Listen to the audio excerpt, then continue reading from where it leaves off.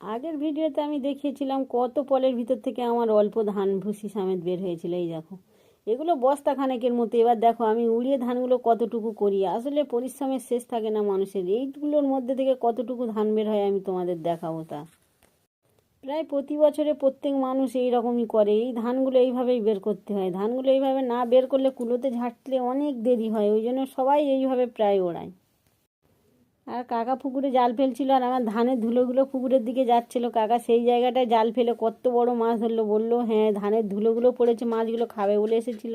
ওই মাছগুলো তো এমনিতেই খুব নোংরা খায়, ওই জন্য ওইখানটায় জালটা ফেলে অনেকগুলো মাছ ধরলো। আর আমি ধানগুলো উড়িয়ে নিলাম। শেষের দিকে একদম হাওয়া ছিল না, আর সবাই রাস্তা থেকে যাতায়াত করছে বলে ওই জন্য আমারও অসুবিধা হচ্ছিল। আর এই যে দেখো কত ভুসি উড়িয়ে এই কটা ধান হলো লাস্টে।